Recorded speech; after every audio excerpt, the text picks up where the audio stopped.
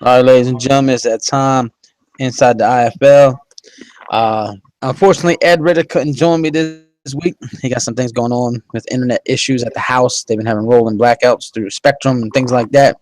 So, Mr. Chris Davis, our streamer and our Philadelphia Flight proud owner, is with us. Chris, how you doing? I'm doing solid. So, appreciate you filling in the void here today. Yeah, I'm pretty sure Ed will be. I'm pretty sure he'll have his internet back very soon. So I Yeah. don't mind being a temporary replacement if that's the case. Right. Well, week 4 is in the books. And to recap on those games, the Carolina Pack came up short against the Arizona Outlaws 28-26. The Tokyo Kitsune pretty much dominated the Boston Liberty 41-10. The Philadelphia Flight and the New York Cobras, all that hype lived up to the hype as it ended 28-24 in favor of the Cobras. And the Stallions pulled off what might be the upset of the year thus far with a 33-24 victory, getting their first win against the what was undefeated Baltimore Bulls team. All I can say is this is only a matter of time. If the Bulls went down like that, personally, I think it's only a matter of time until the Outlaws is next, and they hopefully they're watching their back now. They see that you cannot take these teams lightly, any of them, Well, if you because you look at the run the risk of games, losing. if you look at the games, like you said, the Outlaws had a dominating victory in week 1 and another dominating victory in week 2, and they've won their last 2 games by a combined 8 points. So they beat the Cobras by 1 score, and now they just beat the Pack by 1 score. So Cobras get a touchdown, they win that game. Carolina Pack gets a field goal, they win that game. And this week, Arizona goes to Baltimore. And through 4 weeks, home teams have had a huge advantage in this league. Yeah, that is a fact right there. Trust me. Whew. Home field advantage is the name of the game in this game. I mean, you Right. really have to have a solid build in this case to really defeat the home team. Right. So I know you'd like to talk about the Cobras in the flight because you're an owner over there. So we'll get into that game. But of the other 3 games, which game do you just have to discuss? I have to discuss the pack and the Outlaws game. It's a simple fact that Go for it.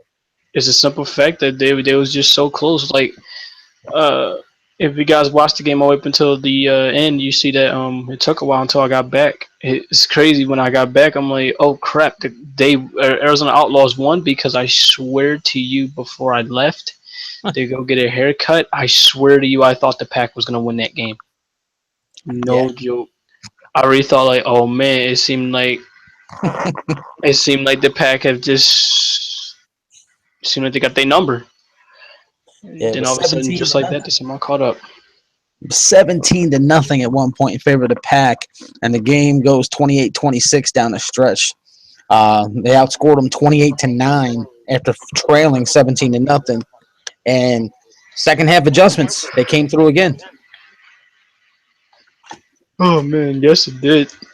It could not have come through at a better time for the Outlaws, but they cannot keep on trying to pull off these near close performances like that because if they keep on trying to do that, it's going to end up being a game where they won't be able to come back from instead. So And they I'll need to be very very careful if they're trying to stay undefeated. and I'll quote Stevie T. Diggs, who I spoke to after the game, because I gave him a call. I said, "I know you was over there pissing the bed." He kind of chuckled and he said, "It ain't about a matter of winning clean, winning ugly, pretty, sloppy. It's as long as you get the win at the end." And he said, "Thus far, his team has been good enough to get those W's, and he's just trying to tighten things up." Because the one thing he pointed out to me, and you'll test to this, he said in week 1 they put up 37 points. He goes against a flight team that has since corrected their defense, which he feels they would never put 37 points up against that team again. He said they put up 34 against Boston. He said at that time, Boston was a pretty good defense. They're still finding their way. But since they have not been able to hit the 30-point mark, they've scored 27 and 28 while giving up over 20 points in both games. He said they either got to find a way to start scoring more points or stop allowing so many points, or like you said, he's pretty much echoed. He's afraid that L is going to come pretty soon.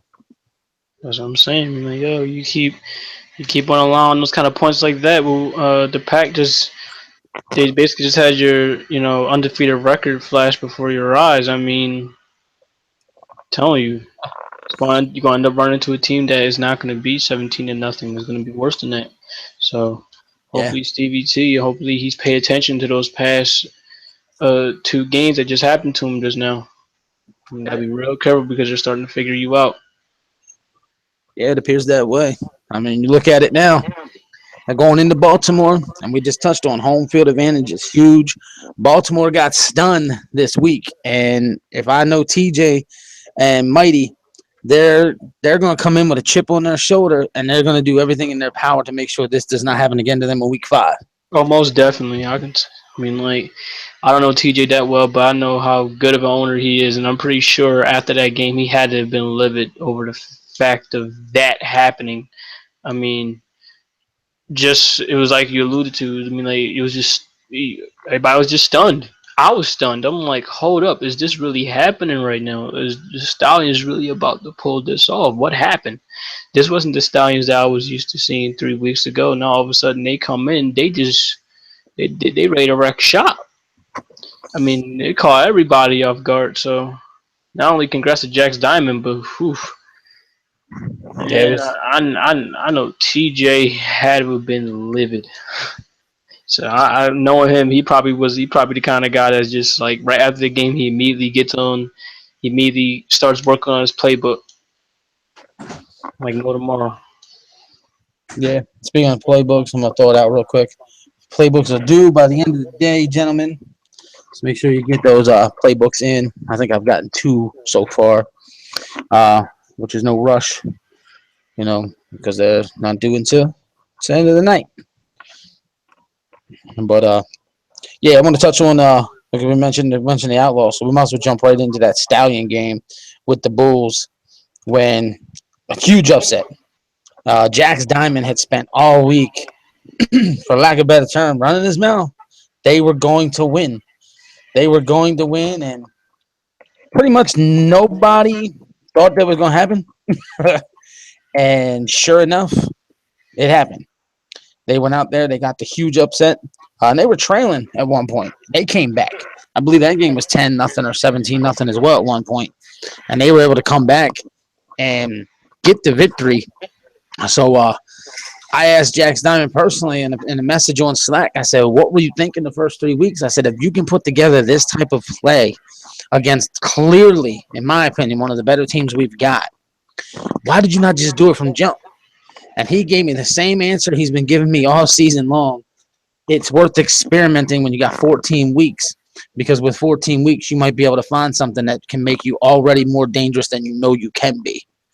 And I was just thinking, man, if this guy would have done this from jump, if he'd have done this from jump, and this is no disrespect to anybody he's played already, in week 1 against Boston, he probably wins that game. Okay, so that puts him at 2-2. In week 2, he played your team to flight, lost 13-0. He If could he have puts probably. together He could that probably. type of offense, that's probably another win. That's what I'm saying because if you look back at that game, the flight, they was only able to put up those 13 points in the first half. They didn't score any in the second half. I'm like, thank God we just won off of defense alone.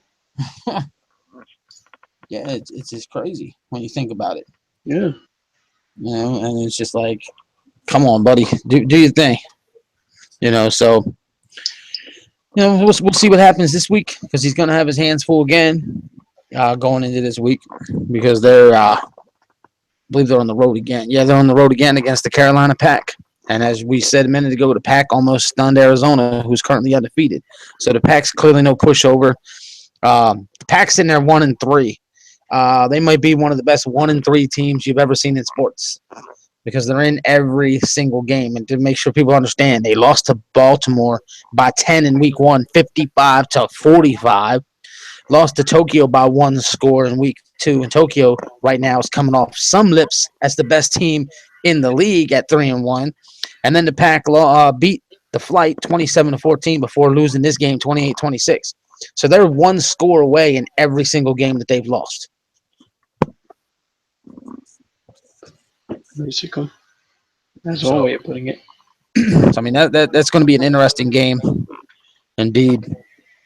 Since you're on the air, we'll get into your game here with the flight at the Kitsune. So Philadelphia is going to travel to Tokyo. I asked you to look at this game from two angles. One as the journalist, so to speak, and one as the owner. And I don't care which way you look at it first. But just give me your 2 cents on this one. Well, going from an unbiased standpoint in this case, I don't know if you'll call this a journalist or not, but I look at it as more or less like keys of the game with the Kitsune.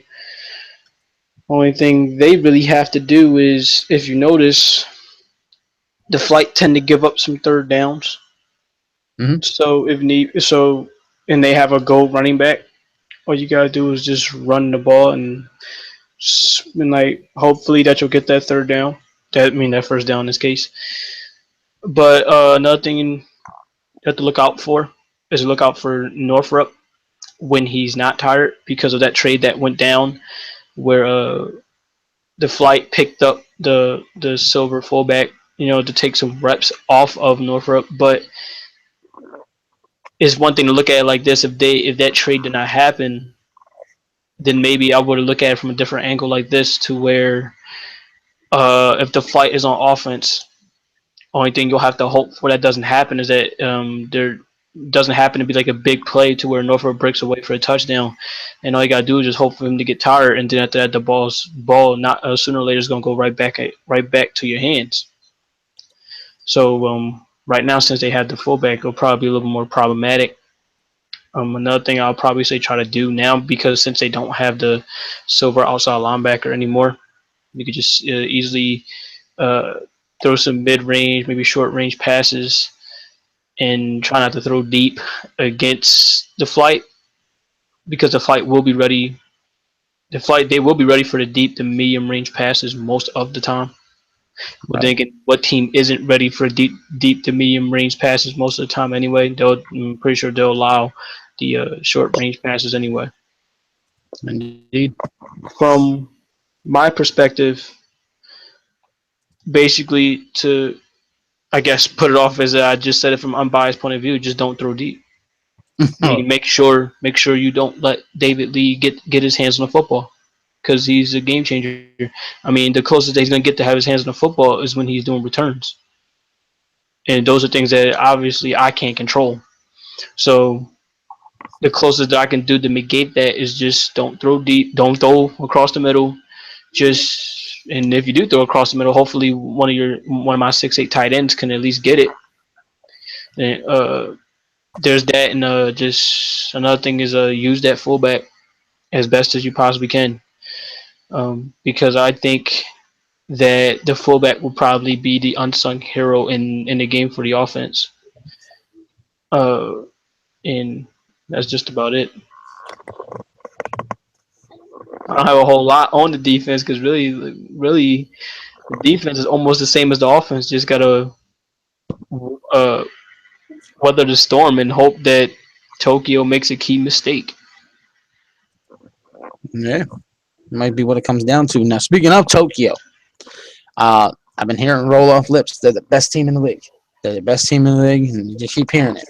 They've earned Now, that right. they lost in week one at the end of the game, 33-31 to the Cobras. In week two, they beat the Pack 31-23.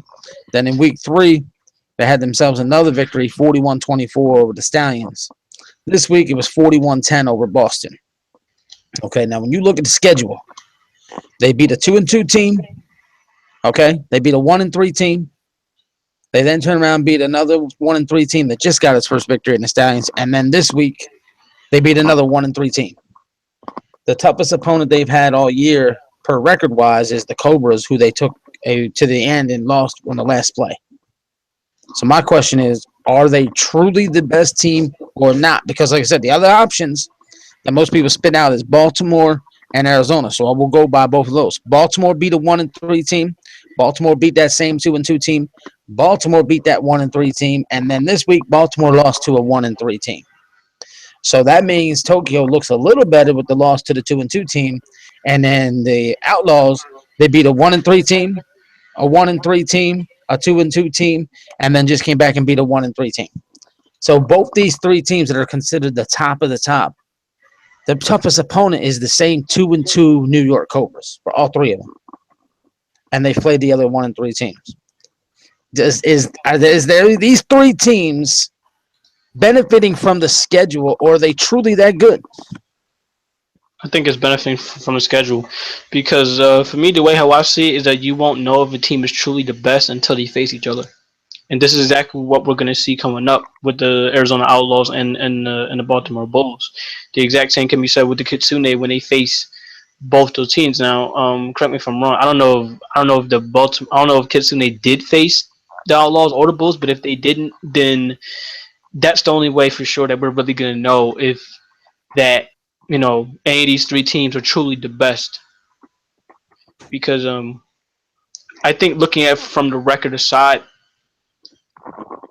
I think that their true. I just that's how I see it. I think their true. I think their true test is when those two teams sooner or later they're gonna face each other somewhere around the road. I mean, if this keeps up, now I understand this is week one. I mean, season one. But if they was to keep the same bills, if this was to keep on going, then we would really have a crazy rivalry on our hands when it goes to these three teams. And the other teams are basically just trying to play catch up and see how it is. Yeah, The it's thing gonna with be New very York is that yes, New York is their top team. Is New York is probably the toughest 2-2 team yet. But if you saw it from the flight game, I'm pretty sure the Kitsune knows this all too well. Is that there's really the one best way that you're gonna have to beat them. Cover the deep plays. That's yeah, it. Cover the deep plays. I mean, like the thing with New York is yes, they're a tough team to beat, but you've seen what happened when you're able to cover the deep plays, and all you gotta do is really just get your offense going. right.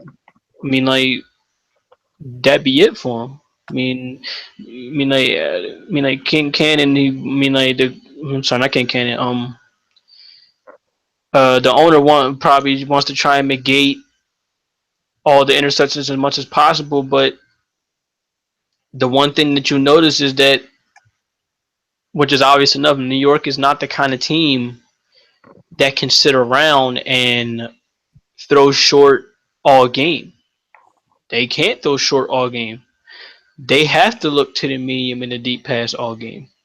Right. Now their defense, they're pretty good enough to hold their own, which let's say against the flight or maybe even against the pack. But like when you go up against teams such as Arizona, when you go up against teams such as Baltimore, when they have that kind of offense that can overpower your defense, all they really need is just to defend you deep. So Right. I mean, like, yeah, I mean, like, New York's the toughest 2-2 team, but that's only saying about it so much Right. And I'll regarding say how team owners are really looking at tape now. They're really seeing how you can stop this team or how you can stop that team, more or less. well, as we head into week 5, many people feel that this Arizona Baltimore Bulls game is the game of the week because they're 4-0 and 3-1. My question is, through 5 weeks, is this so far? Will this be the game of the season thus far? Most likely, and that's just going off of expectations, Right. point blank. Now, the Bulls, I think the Bulls are in a very big pressure situation right here because they can't come out with another loss because it'll drop them to 3-2 and let Arizona climb to 5-0. Because the next two games for the Bulls to end out the first half of the season is they'll be at Philadelphia. You, as the owner of Philadelphia, know you're working on some minor tweaks and adjustments, things that they're not going to know is going to happen. And you just made that trade, and you're going to experiment with that fullback this week. So come week 6, you should have even a better grasp on it. And then in week 7, Baltimore's at home against Tokyo. But to be blunt, though, the way I see it is from what happened with that game with Tampa Bay, I have a feeling Baltimore's going to have a pretty good indication of what I'm going to be using against them very soon when it comes up. So they might have. So at least they faced it before. They're going to have some bit of familiarity. It'd be like, okay, this fullback's on a different team now, but the concepts they might change. They might stay the same. They might not stay the same. But all we know is that that fullback is going to be in those certain formations. So I wouldn't really say that with Baltimore that they're going to be foreign against the fullback, but more or less they're going to be a little bit more ready than how they was against Tampa Bay when that fullback was there and was actually helping keep the drive moving. So right? I'm pretty Um, sure with TJ he knows what he's doing right now. Definitely when it goes up against that fullback. I'm gonna let's get into these games this week. Like I said, Okay. we're covering some of these games. We got the voting going up for the game of the week. And there's going to have to be a staff vote if a vote doesn't come in here in the next couple of minutes. But we got the 1-3 Stallions at the 1-3 Pack. The 2-2 Cobras are at the 1-3 Boston Liberty. The Philadelphia Flights 1-3. They're at the 3-1 Tokyo Kitsune, and the 4-0 Arizona Outlaws are at the 3-1 Baltimore Bulls. Now, touching on those games, I'll just go down the list in the way in which they had gotten posted. The first game, Tampa Bay, they go into that game with the seventh ranked total offense. Now they just put up over 300 yards this past week. They finally exploded into some offense, but they're taking on Carolina, who's the number two offense. Defensively, when you look at this game, Carolina is ranked last in the league in defense, and Tampa Bay is number three. Now I ask you this about this question, real simple. Tampa Bay just showed their offense for the first time. They showed their face. Okay, they showed their face coming in with 300 plus yards. Excuse me. Uh, for seventh overall. Then they seventh in total pass, and they come in seventh in total rushing. So they're seventh across the board. But when you put up that kind of yardage in that game, and you're going up now against the last ranked defense, who's got the advantage here? The Stallions, who showed up last week, or is Carolina still have nothing to worry about because the Stallions are still finding their footing? What do you think? That's a good question. Honestly, I think it can go either way, and like I said, it's not going off of rankings because I'm pretty sure I said this in the chat with the New York and Philadelphia game is that anybody can beat anybody at this point. Any team can beat any team. You know, you could have the last rank offense and you could still find a way to beat a team with let's say there will be like the second or third ranked second or third ranked defense or something like that. And who knows, that might be the team that'll lead you. That might be that kind of unit that'll lead you to victory. So for me, when it goes to this game, it's really hard to give an answer to say who's gonna win. Well, we can look at the flip side of it since I covered it the other way. Uh, like I said, you got these defenses where they're ranked. Does Boston's defense, which is ranked third overall, can they handle the number two overall offense in Carolina? Well, it's all a matter of this is if they can they stop the swing pass, or better yet, can he even stop Fulmer? Because there'll be times where you'll be so focused on having to stop um what's his name? The go running back. I forgot his Isaac. name. Oh, Hmm? Ernie Clapper. Yes, there'll be times where you'll be trying to. There'll be times where the defense is so worried about stopping him that they will actually leave Fulmer wide open and it'll just get burned for a touchdown. That's what makes that pack offense a lot scary than what people think. That's why I think personally it's scarier than even New York's offense. It's because of the fact that they could hit you really two ways. You're gonna have to pick your poison. And Right, this is where I think that even though they have Ricky White there, it's all a matter of that if their cornerbacks can cover Fulmer long enough right. so that you won't get hit with a deep bomb for a touchdown. And I'm glad you mentioned White because they come in with a third ranked defense as it is. They just added a linebacker, a silver linebacker in Ricky White, which I think is going to make them that much tougher defensively. So my thing is, was this offense that we seen against Baltimore, was it just a freak of nature that night, or is this truly who the Stallions are? But either way, the Pack better come in prepared. Yeah, I fully agree. I think the pack really has to be ready. Now, if Jax Diamond knows how to use Ricky White to his fullest potential, then it won't be long until we start talking about the Tampa Bay Stallions having the number one defense in the league because Yep. that defense, trust me, it showed out against Baltimore. But the question right now is that can they do it again? Can they be consistent with it? Right. Because I think a lot of people are gonna be looking at it like this, be like, okay, you beat Baltimore, but will it be? But some people might consider it a fluke victory, more or less. You know what I'm saying? Very well could have been a So fluke. that's what I'm saying. I mean, like it could have just been one of those days where like Baltimore was off, and I understand Jack's diamond. I understand if he doesn't want to hear it, but it could have just been one of those games. You know what I mean? It happens to everybody. Right. Where everybody they just fall off of one game and then they jump back on the next game and they start snapping. So if Jax wants to prove that this Tampa Bay team is the true real deal, then he's really gonna have to show up big against that Carolina Pack offense. I would agree. All right, we'll go to the next game where you got the New York Cobras. They get to travel to Boston to take on Liberty. The Cobras come in with the fourth ranked offense. Boston comes in with the last ranked offense. Passing wise, New York's number 3 in the league. Boston is dead last. Rushing offense, these two teams are ranked 6th with the Cobras, 8th with Boston. Uh, Total defense, when you come into this game, New York is 6th and Boston is 4th. Pass defense, the New York Cobras are 4th. The Boston Liberty is number 2 in the league in pass defense. So let's remember that number.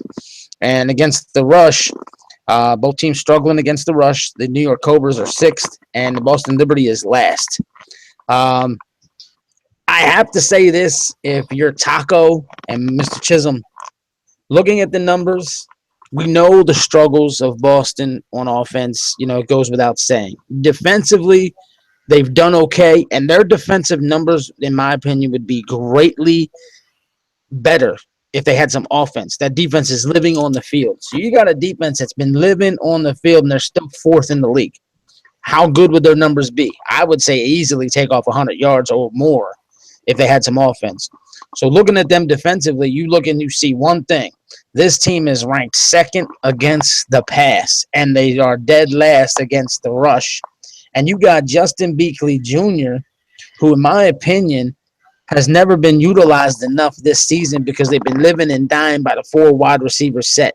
We know the struggles they have on offense with turning the ball over through the air. Those numbers have been getting a little better over the last couple of games, but it still ain't good enough. If I'm the freaking Cobras, I am pounding the ball down Boston's throat, and I'm staying away from that secondary. The exact same can be said when it goes to the Liberty. I mean, you saw it clear. I mean, like I said, you saw it clear as day when it went to the flight. All they did was just pound the ball. All they did was just pound the rock. But were it not for Norfolk getting tired, and were it not for 2 missed field goals, it probably would have been an entirely different ballgame. I mean, if I'm Boston, I would really take a good look at the flight game, and I'll take a good look at the Kitsune game. Yeah, 2 games they really will have to pay attention to because not Boston, New York, sooner or later, they're gonna have to pass.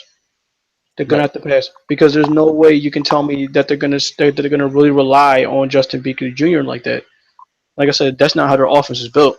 Their Yeah. offense is really built just from passing 40 to 50 times a game, and it's because of that it leads to the risk, which in this case is interceptions. Mm-hmm. Now, as far as I'm concerned, I believe the New York Cobras have an interception in every week so far, Yes. at least 2 or more. Yes. So it wouldn't surprise me that if we see possibly more interceptions, unless of Taco, he's gonna have to tone down those deep passes.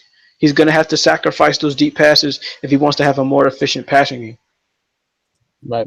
which is the scary part about it. Because if he actually does tone down the passing game, deep passes, if he actually goes, okay, he actually goes corner routes, he actually goes slant routes, something like that, then we might be talking about New York on an entirely different scale. Very well could. So that's just one thing to look at it from there, really. I mean, and when it goes to Boston, I'm pretty sure Boston have a good enough running back against that team, against New York specifically, they can run the ball against them. It's just a matter of that they have to really take their time running the ball because like I said, you look back at the flight game.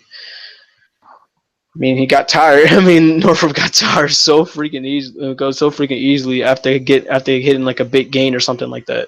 So they have to try to mix it up when it goes to throwing the ball, when it goes to running the ball. Yeah, and then the one thing I'm And gonna have to say now, Cobras, they tried to live and die by the damn power I last week, and it was biting them in the ass over and over again. that's what I'm saying. So I'm So like, there's that. I mean, like, there's that. I mean, like, I hate to sound like this kind of dude, but really, New York's defense should not scare anybody. It really should not scare anybody at all.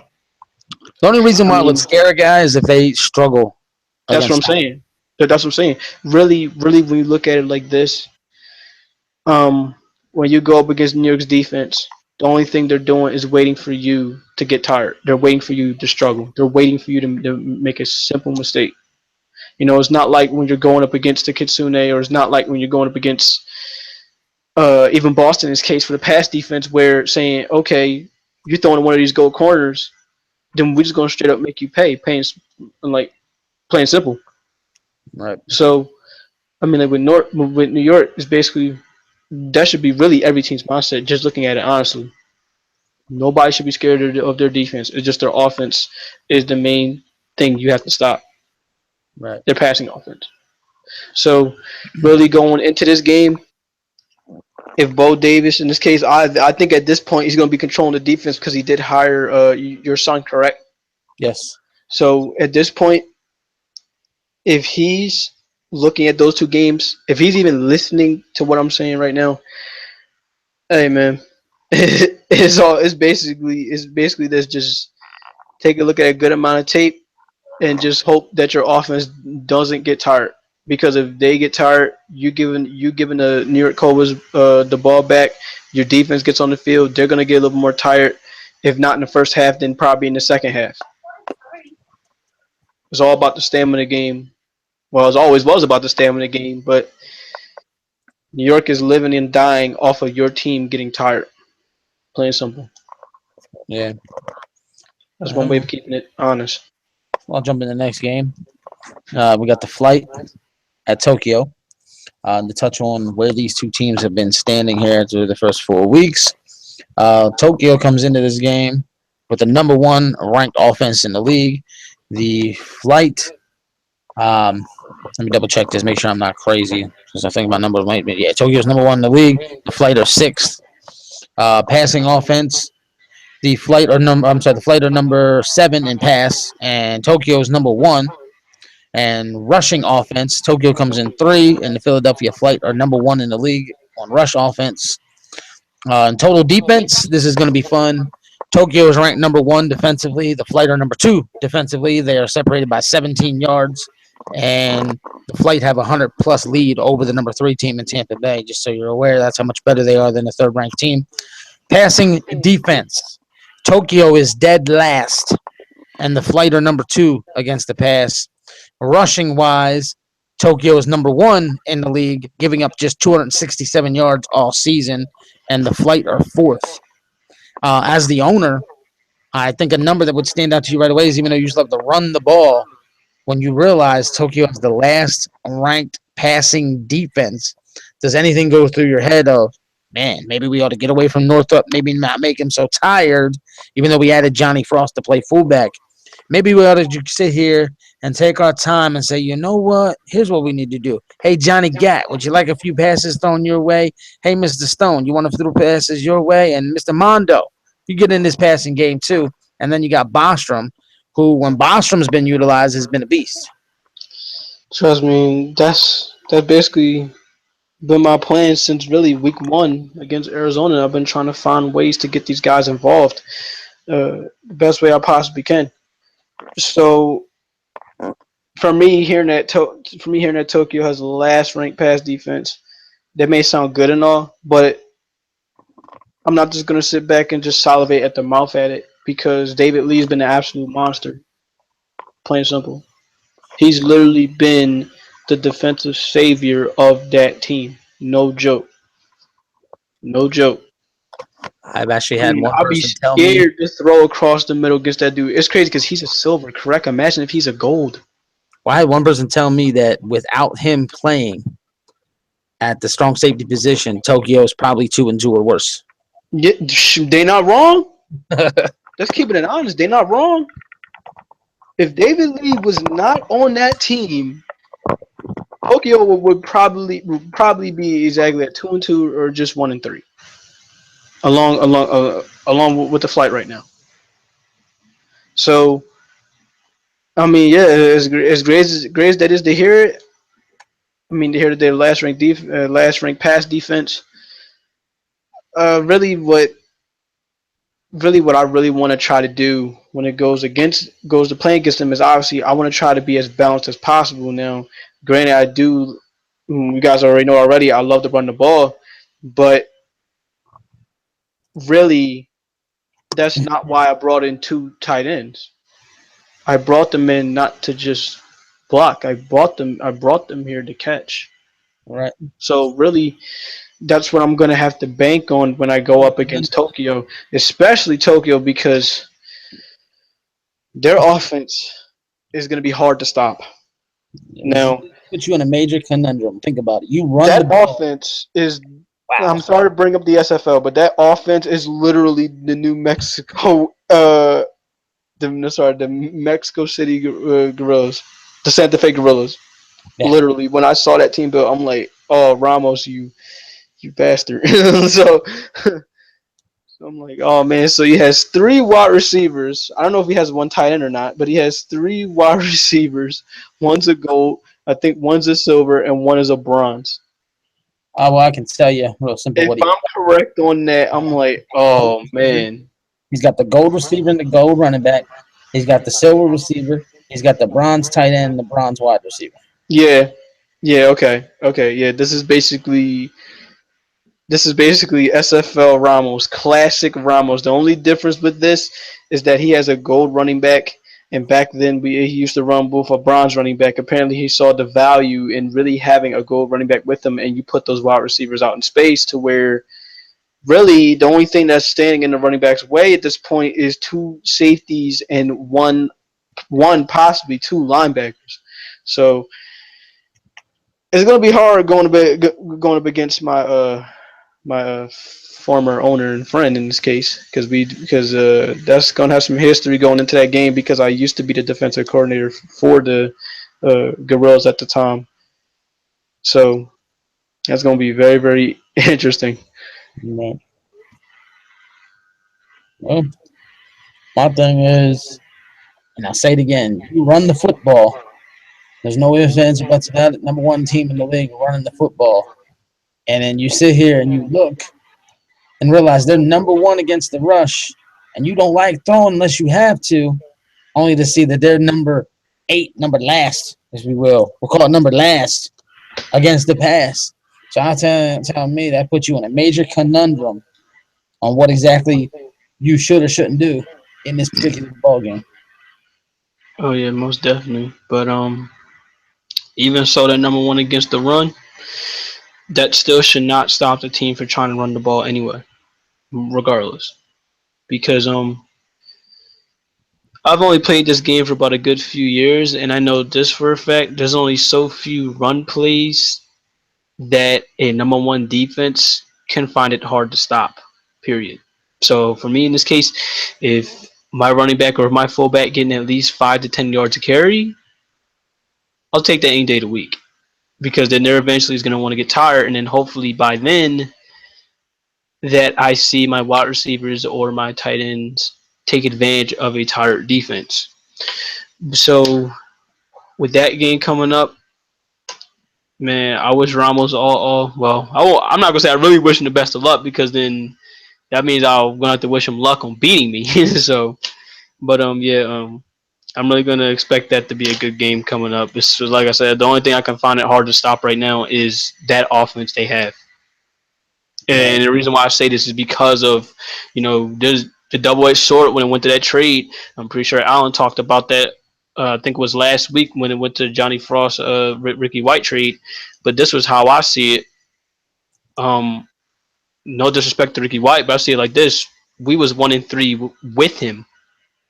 So really, at this point, I got none left to lose. I mean, at this point, I might as well just bring someone in, try to take the pressure off. The only problem with this is that I'm gonna have a generic linebacker that I'm hoping to God that he Yeah. can cover the bronze tight end, or in this case, at least get in the way of one of these wide receivers that'll probably be on a slant route up the middle. Right. So that'll probably be the hardest test for them. The cornerbacks, I believe they're pretty fine, but Right. it's just that in particular with the linebackers that's probably gonna be a problem. Speaking of the cornerbacks, I also need to talk to you a little later about what I have seen regarding that New York Philadelphia game. By the way, Okay. just All for right. what I saw, that looked completely unordinary. Well, yeah, it looked completely unordinary. So yeah, I definitely need to talk to you about that. Mighty RX wants to know, was the defense the reason the flight are 1-3? No, the defense wasn't the reason why the flight are 1-3 because the defense pretty much kept the flight in the game most of the time. It's really this: the offense can get momentum, but if they get tired, like say around the 50 or 40-yard line, then that's not helping the defense. That's not doing them any favors. So really, it's like this. I mean, like if your defense is giving you the opportunity to score, you gotta take full advantage of that. Plain and simple. Now, even though this is a defensive league, at the same time, teams that got good some teams in this case, I'll bring up the Arizona Outlaws in this case, they have a good defense, but at the same time, they have an offense to take advantage of the situation that the defense has handed to them. I mean, if they're the ones getting third down stops and they're the ones scoring, then like there you go. I Fair enough. mean, Well, like that was basically the story of the game all last week. It wasn't the Flight's defense. The Flight's defense did a pretty okay job. They contained uh they really pretty much contained New York up until really the second half, where I'm guessing everybody got tired. In this case, more likely Norfolk, because I'll tell you what, I believe the Flight was up 20 24 points, something like that, 24 to like 14, maybe 21, something like that.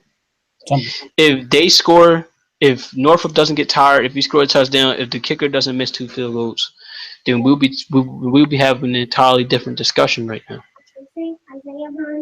right. As my daughter comes in holding a spider, talking about, look, talking about I'm chasing the other kids with it. Alrighty. Yeah, but yeah, man, it's like this. I mean, the Flight's offense, the Flight's defense, the ranking shows it. The Flight's defense, even with a basically inactive David Cox, they're still good. Right. They're That's the good. scary part. That's the scary part when you guys gotta look at it from here. Imagine if Cox is active, or better yet, imagine if like say if it happens to be like say, oh, imagine if it happens to be one of the linebackers. Imagine if it happens to be one of the cornerbacks that's actually be active and constantly picking the ball up. Yeah. I mean, like they're constantly trying to put the Flight in a good field position. So really, that's how I see it. Yeah. We'll get into this next game then, because we could talk about this one forever. All right. The next game is indeed what many think is the game of the week, and it is the Arizona Outlaws taking on the Bulls. So you got 4-0 against 3-1. And coming into this game, just to give you the quick numbers on the statistics here, Baltimore comes in with the third ranked offense. Arizona's number 5. Passing wise, they are fourth and fifth. Baltimore's in the fourth slot. Rushing, Baltimore is 2. Arizona is 5. So through the offensive numbers, it looks like Baltimore's just a bit better. Defensively, Arizona's ranked fourth overall. The Bulls are ranked fifth. Passing defense, the Outlaws are fifth. The Bulls are seventh. And against the rush, the Bulls are third. And the Arizona Outlaws are number two. And I'll tell you this, the Tokyo Kitsune has one more yard given up less than the Outlaws. So Tokyo is number one against the rush with 267, and the Outlaws are number two with 268. And then Baltimore's third with 301. So both these teams are pretty stingy against the run. So much like the offense, Arizona has a slight advantage across the board defensively. So to me, it makes this game very, very, very interesting. Is this the game where we learn the truth about both of these teams, or do we already know the truth about these teams? I think we're gonna know the truth when the game is on. At this point, personally, that's how really that's how I see it. I mean, oh crap, it was in August. Really, these two teams, man, they showed that they can. They're possibly they're obviously in the top three discussion of the elite teams here in the Internet Football League. But really, is just that. I mean, we gonna find out what team is the really true dominant team. I mean, right now we're gonna say it's the Outlaws because they're undefeated. But after this game, we're gonna really, really find out and say like this: okay, is it really the Bulls even after what just happened with them last week, or is it gonna be the Outlaws? Or people could look at it like this: they could look at it like this: if the Outlaws was to lose against the Bulls, they could keep it like this: really, any team could be the best team in the league right now. All teams, even the ones at 1-3. Right. So really, this game, I think it has so much riding on it in terms of who's going to be the best team that when the clock hits zero, when we find out, really like who's the best team, it might just come to a point where we're going to have to say, okay, either this is an open ball game for when playoff time comes around, or we think, or in this case, this team just solidified themselves as possible championship contenders. Or in this case, they'll possibly holding the first IFL title. In this case, I'm talking about the Outlaws. Right. But that's the thing; it could also be the Bulls too, which is the scary part about it. Because if they start coming out swinging, if they start coming out, start dropping 30 to 40 points, then we will go. Then we're really gonna have to look at the Bulls differently. Yeah. So, like I said, there's really a lot of headlines, a lot of things going on through people's minds before this game starts. But when after this game starts, we're really gonna find out what opinions are of the two teams when it's all said and done. If it ends up being a blowout, then we might just sit up there and say, "Oh, this team might be Super Bowl champions, might be Internet Bowl champions, Victory uh, Bowl. Victory Bowl champions." Sorry about that. Or if it ends up being a close game, be like, "Ooh, man, we might see these two teams again on the Victory Bowl championship game." So, hey, for me, I can't wait. I Yeah. can't wait. I can't really say who's gonna win. Like that's how tough this matchup is. If you was to ask me right now, who would I pick? I wouldn't be able to pick because they're so even. I just gotta apologize again for the disrespectfulness in the background. Take your time. Yeah. So yeah, but getting into these games now that we've covered them, I can let you know what the community, if you will, thinks of these games. And they're as simple as this. With the pick'em, well, the pick'em stands right now. Where we're at is the Pack are leading the Stallions in a 12-9 vote, which wow. I think the main reason the Stallions have gotten a lot of votes is because of the victory over the Bulls, because prior to that they had been non-existent in the games where the Pack have looked good. So 12-9 vote in favor of the Pack. Then you got the Cobras leading the Liberty 14-7 in the voting. So that doesn't surprise me in that one. But the 7 votes for the Liberty, I thought that number was kind of high. You get the Kitsune with the big lead over the Flight, 16-5 in the voting, and the Outlaws are leading the Bulls 12-11. I am not surprised one bit whatsoever that that is that close. So got a pretty solid set of games here this week. And I'm sorry, but I'm gonna say this about all four games rather quickly. Two, 1, and 3 teams, Stallions in the pack. After what I saw from the Stallions this week, I'm very curious where that game's gonna go, and I think that game is anybody's game. The Cobras and the Liberty. We'll see what Marcus Boats can do with the offense. Until we know what he can do, all we can do is think about the Liberty offensively, the way they've been. To me, the Cobras are the odds-on favorite to win this game, and I would go with them. The Kitsune clearly are the favorite to win over the Flight. The Flight walk into this game being powerful where the Flight are good, and not being so good where the Flight suck. So, can the Flight switch it up for this game? Can the Flight become the Flight, if you will, and throw this damn ball all over the field? Is what it comes down to for me in this one. So I'm interested in that one. And then you got the Bulls and the Outlaws. It's a shame both these teams don't get to come in 4-0 because then it'd be a lot more ridiculous game here. But 4-0 against 3-1, two very solid teams. And they match up very well. The stats across the board are showing that as well. I don't think either team has an advantage anywhere. I think this comes down to game plan. So I'm excited for these 4 weeks, these 4 games this week. And to get to the game of the week of voting, so we know the schedule for the week.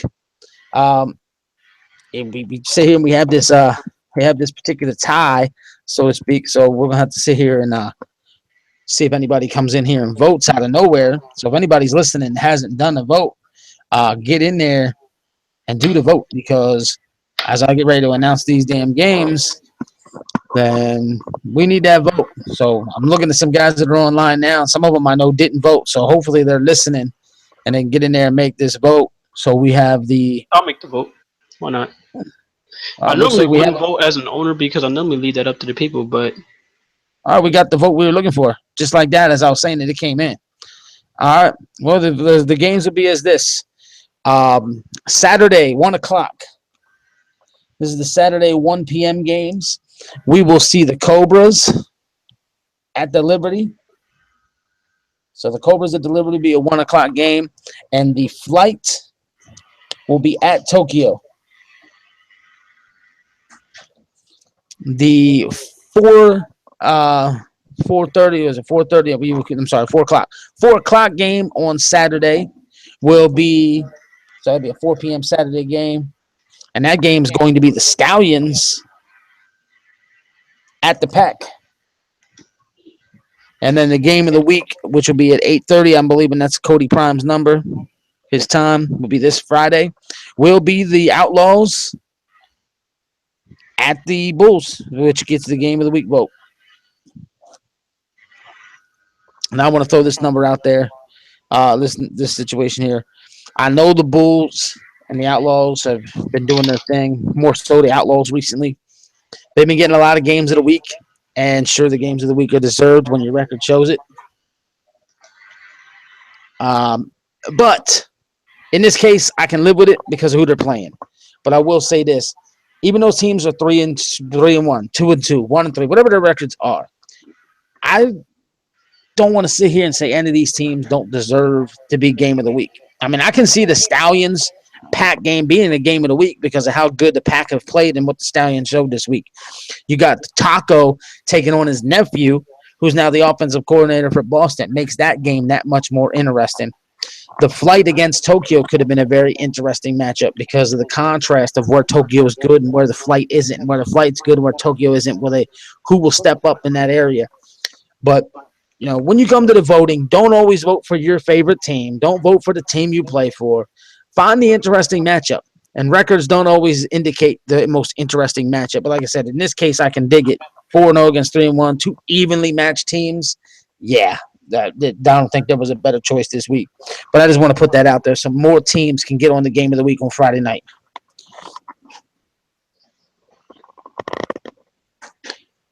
you pointed out as bad as you could have ever put it. Right. Also, you see right here from the Right. Let's see. I see it from right here that you said that you was going to address a eternal leak or something like that. Yeah, I took care of that. It was not as severe as I thought. I took care of the issue. It's nothing to even discuss anymore. Nothing to Oh, even touch on right now. I took care of it. So it is what it is. okay. Now I'm going to get to the power rankings. I will say this about the power rankings.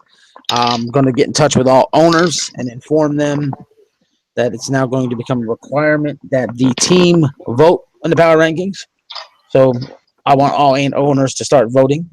It's basically going to become a requirement to be an owner anymore. Or they can argue against it and tell me why we just shouldn't bother to do them anymore, and I'm willing to listen to that argument. And if it becomes a consensus that it's a waste of time to do power rankings, then I'll stop doing it. It's not a big deal to me. But while we have them, it's going to be a requirement starting today. Now, getting to the power rankings. Instead of playing guessing games, I'll just get into it. Number 8 in the power rankings is the Boston and Liberty. So the Boston Liberty is number 8. The number 7 team in the power ranking is the Philadelphia Flight. The number 6 team in the power ranking is the Carolina Pack. The 5th team in the power rankings is the Tampa Bay Stallions, clearly jumping over the win over the Bulls. The number 4 team in the power ranking is the New York Cobras. Number 3 is the Baltimore Bulls.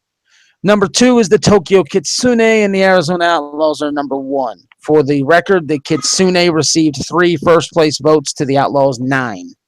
So I'd let you know we had 12 voters this week. So the Kitsune, while having a loss on their record, got first place votes over a team that's undefeated. So that just goes to show the respect that Kitsune is getting from the community.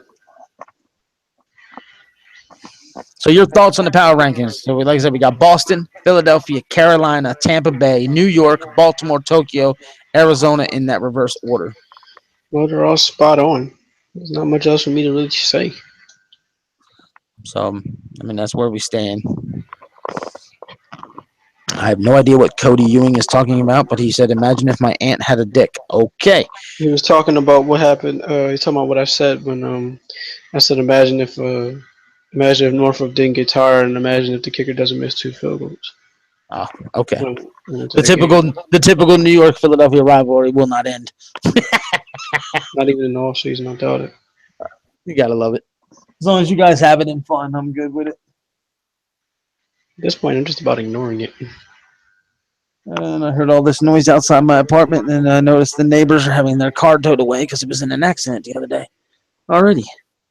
So, but yeah, man, we covered last week. We covered this week. Discussed some things. Threw the power rankings out. Announced the schedule. I mean, is there anything else you want to throw out there for this particular show? If not, we're gonna wrap this one up. Not much. So, yeah, I want to wish all 8 owners good luck this week. Get it out there. I want to tell all the guys in the community, if you do not own a team and it's something you might be interested in one day, get active. That's number 1.